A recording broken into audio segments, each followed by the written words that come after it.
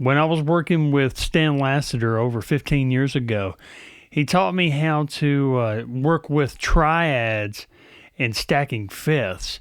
And I used to practice it a lot, and then I forgot about like doing it, and started practicing it again. And I decided that I would create a nice little like etude to help me work on it. So what I did is I took fifths and I outlined a triad with that. So this little etude is in the key of C. So we're going to use the C major triad. We're going to use the A minor triad. We're going to use the D minor triad. And then we're going to use like a G dominant seventh. And so this would be the 1, this would be the 6, this would be the 2, and this would be the 5. And so anybody working jazz or any kind of like composition background, they kind of know that. So you can call this 1625 if you want to. So if you have like a way to practice this, think of this as the 1625 triad fifths combo. Kind of sounds cool. So here's what we're going to be doing. We're going to be playing fifths like power chords, and we're going to outline a triad with the first notes. So a really cool benefit to this is you're going to get to hear triads being played like kind of just very unique sounding. So here's how it's going to sound. That's the first part. So it's really advantageous if you practice playing with your index finger the triad shape. So this is going to be C, E, G, C. I'm on E8, A7, A10, D10. And what I'm going to do is add a fifth to that. So my first notes are going to be the triad notes. My second notes are like my upbeats will be the fifths.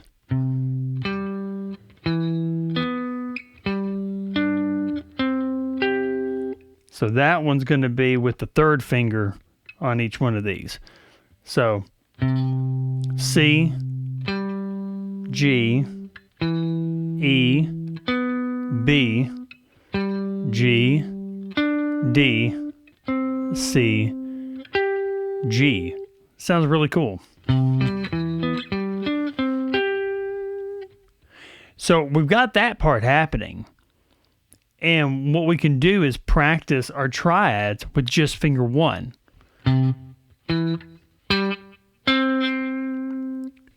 Then we're going to go to our A minor. So that's going to be on E5. And it's got a minor third. So instead of 1 fret back here, you got to go 2 frets back. Like that. But we're still going to use that first finger.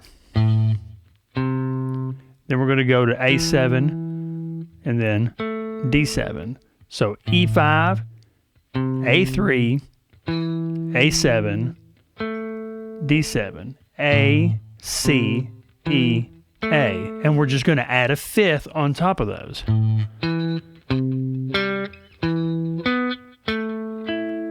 Just sounds cool. And you can even, like, in your mind, tell yourself you're just taking a power chord and tracing a triad.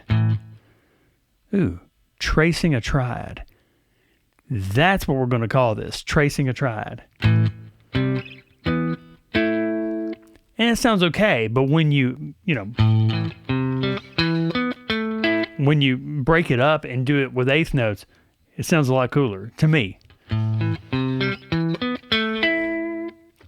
All right, so we got our major, our minor.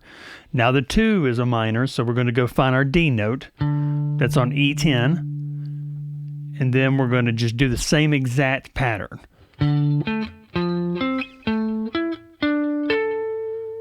All right, so we have E10, A8, A12, D12. And add that fifth on top. And finally, we have our G7. Now, what we got going on here is, so far, everything's going to be the same. Like, we're going to trace a major triad. So we got G, B, D, G. That'll be our E3, A2, A5, D5. Everything's fine. We're going to add our fifths. Now, here's where it gets to be the dominant sound. Okay, that's a fifth right there from that B. That's an F sharp. But if we're in the key of C, F sharp doesn't belong there. So what we're going to do is we're going to break that into a flat fifth. There's the tritone.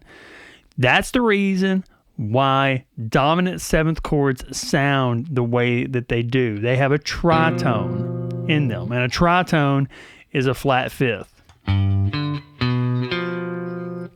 Everything else is going to stay the same, though.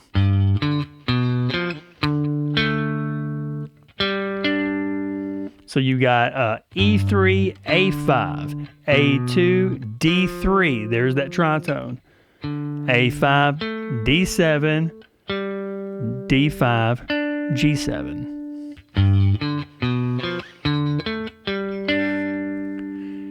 So there's the first part. There is the actual triad tracing. Tracing a triad. I like that. All right, here's the other part. We're going to play a ninth interval and then a third. And it just sounds kind of cool. So we're going to think about that C chord right there, right? And then what we're going to do is when we get to the top of that, we're going to hit the third. And instead of hitting the one, it just felt weird. So I found that using my middle finger and playing the 9,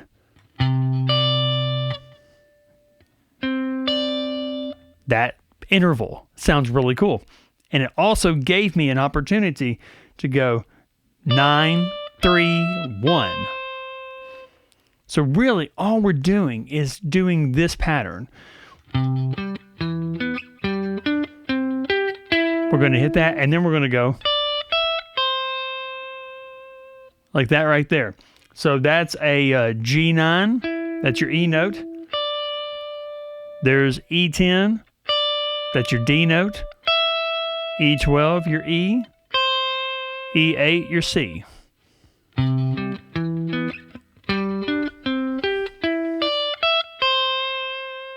Let's back that up. Let's go that way instead. 2, 1, 3.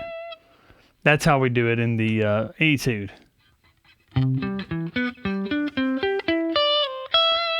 And one way you can get out of that is pull off the 9 to the 1 and then play the 3. I mean, it would sound good the other way too.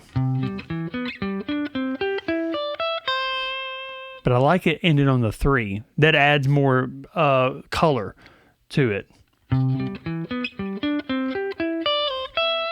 There it is. And now we're going to do the exact same thing for the A minor. So we're doing our tracing, our triad. Then we're going to go to the third. That's going to be G5. The 9 will be on E7. Then we're going to E5. Then E8. Then we go to D minor, do the exact same pattern. And then what we're going to do is when we get to the G, treat it like the C one.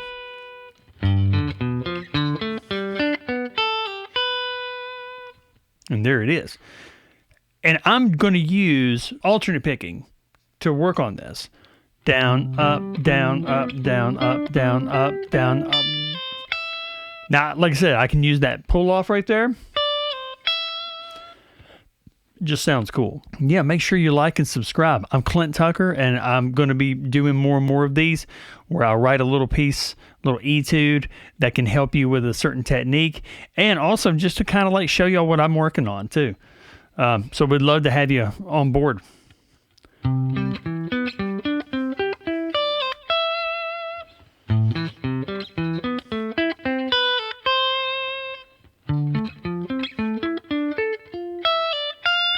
Yeah, it sounds cool. Now, if you want to, you could find other ways to play this. This just give you something to think about, right? So the main goal is to play a fifth interval and then trace a triad.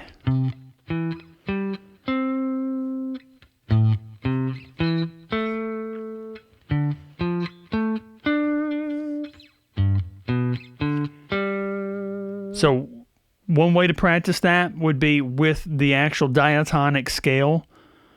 You can start it with C, D minor, E minor. Okay, and then you would do it for F. Now, it depends on how it's going to happen. You know, you've got fifths that look like that, but your thirds can even be on the same string. Like in this case, I don't have a way to do that diagonal move, so I have to go this way. But the fifth stays the same. And that sounds really cool. And then we already know how to do the G one. And we know how to do the A minor one. Now the B, there's your tritone again.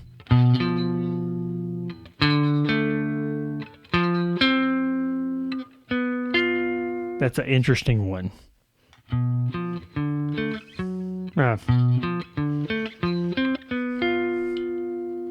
And then back to C.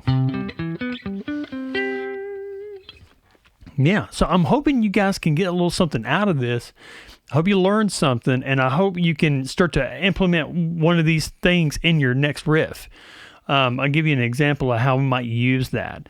Say we're in the key of C and we want to use an F. We could use that instead of the F. So we could play something like...